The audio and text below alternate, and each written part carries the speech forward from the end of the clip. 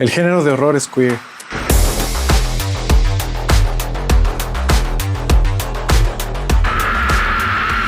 En varias ocasiones me han preguntado personas distintas el por qué creo yo que el género de terror es el más atractivo o el favorito de muchas personas de la comunidad LGBT.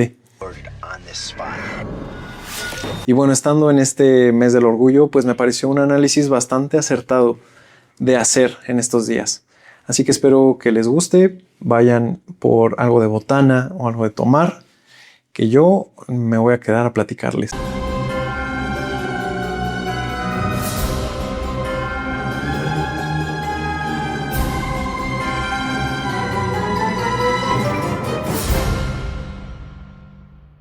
El cine de terror no es gay por moda. Seguramente has escuchado en algún momento a la persona que siempre está inconforme con esto, porque cree que es inclusión forzada o que no tiene nada que ver con el género, o que incluso lo están arruinando con una agenda. Pero creo que por eso es tan importante recordar que este género tiene su derecho de nacimiento en esa comunidad. Y vamos a ir paso a paso en este análisis para que entiendas más a qué me refiero. Para entender por qué el terror y la diversidad sexual caminan de la mano, tenemos que viajar a 1934.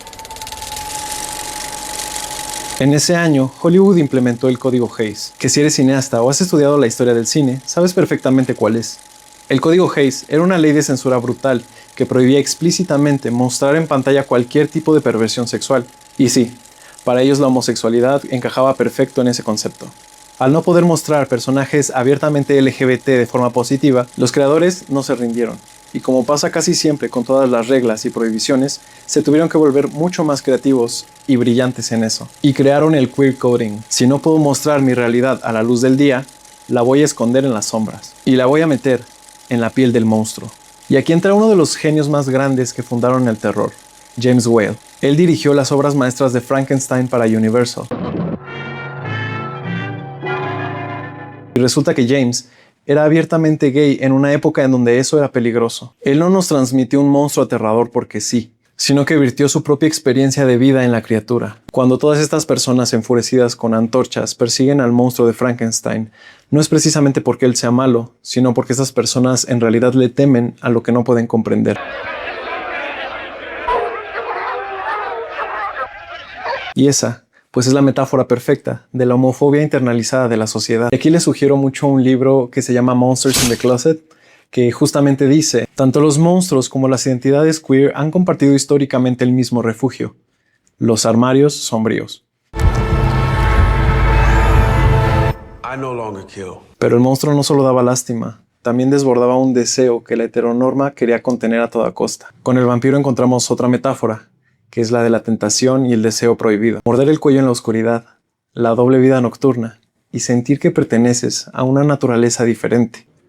La hija de Drácula en 1936 utilizó el vampirismo como un catalizador lésbico para representar la atracción entre dos mujeres, una sed insaciable que para la sociedad podía ser una maldición. Pero lo que vemos en pantalla es erotismo puro y desbordado.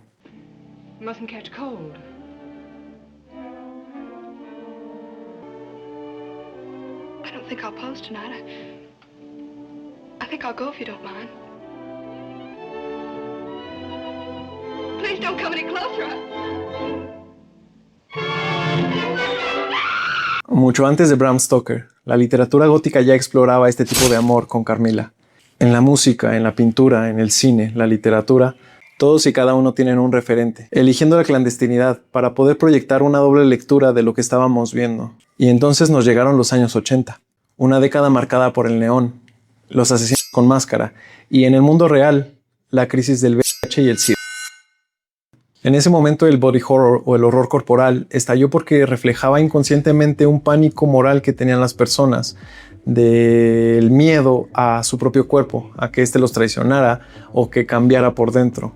Y fue en ese contexto en donde nace el caso más fascinante y documentado del cine, la segunda parte de Pesadilla en Elm Street, que durante años fue considerada como la película de terror más gay de toda la historia. Y bueno, ya todos conocemos de qué van las películas de Pesadilla en Elm Street, entonces vamos directamente con el protagonista, Jesse Walsh. Aquí tenemos a Jesse, que no es precisamente el héroe de la película, más bien es el primer Final Boy. Es un adolescente atormentado por un monstruo que textualmente quiere entrar en su cuerpo. Y aquí, gracias al increíble documental de Scream Queen, que he visto no sé cuántas veces, sabemos la dolorosa verdad de la boca del actor que le dio vida a Jesse, Mark Patton. En la vida real, Patton era un actor joven gay que vivía el terror del pánico al SIDA en Hollywood. Y el subtexto homoerótico para esta película era tan evidente que justamente los productores fueron los que lo utilizaron como un chivo expiatorio con la intención de truncar su carrera. ¿Saben? Como el ejemplo que les di de Frankenstein, de cómo se podía ver en pantalla. Pues esto realmente estaba pasando también en la vida real y las personas detrás de la película sabían lo que estaban haciendo, sabían el producto que iban a dejar y el homoerotismo que rodeaba toda la película. Por eso lo utilizaron a él, para que al final todo este pánico lo consumiera también a él y ya no tuviera trabajo. Claro, como un acto de homofobia. Otro gran ejemplo en los 80 era The Hunger o El Ansia, protagonizada por Susan Sarandon y David Bowie. Esta película ya no estaba tan en el subtexto, ya nos entregaba una bisexualidad casi a puertas abiertas, vestida, eso sí, de un terror muy elegante y oscuro. Y aquí es donde entra la pregunta que al inicio les comenté que me hacen bastante. ¿Por qué si los monstruos eran los malos, los villanos? ¿Por qué la comunidad se espejea o se proyecta en ellos? ¿Por qué se siente identificada? Pues hay otra docuserie que se llama Queer for Fear, en donde nos explican esto de una forma... Véanla. Porque dice...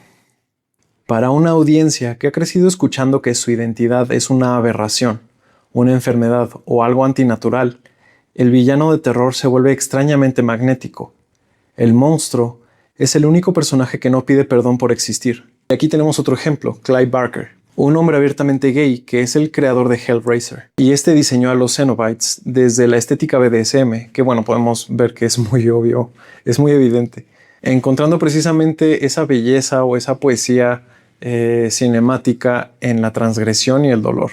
Y todo esto que estamos haciendo en una teoría cinematográfica se llama queer reading, que es que le estamos dando una lectura que no necesita ser específicamente aclarada o expresada por el director o el creador de las películas, en este caso, o de las obras de las que estemos hablando. No necesitamos personajes que tengan un cartel pegado en la cabeza que digan soy diverso, soy tal etiqueta de una comunidad. Porque nuestra propia experiencia nos da el poder de leer entre líneas y poder identificarnos, reclamar esos espacios. Afortunadamente, hoy en día ya hay más apertura a este tema. Ahí tenemos ejemplos contemporáneos como Don Mancini, que es el creador de Chucky, que también es muy querido dentro de la comunidad, específicamente de los gays, no sé por qué.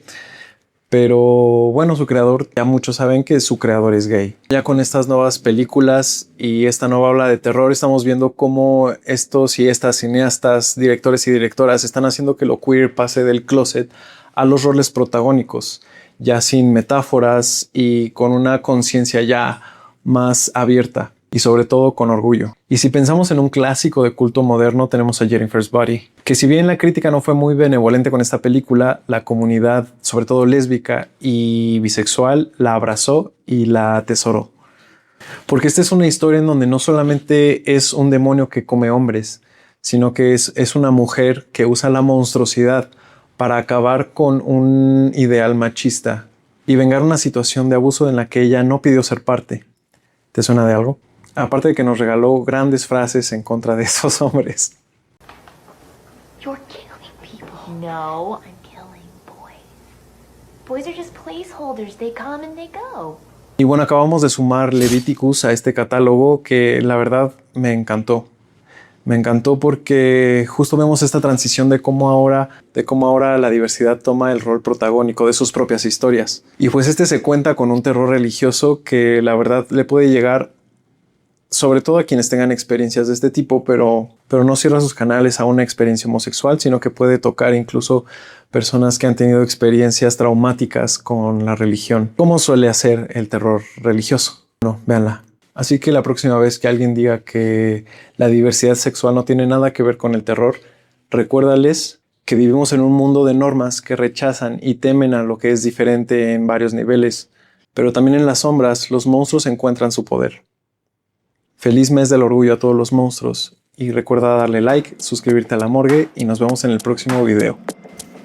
Adiós.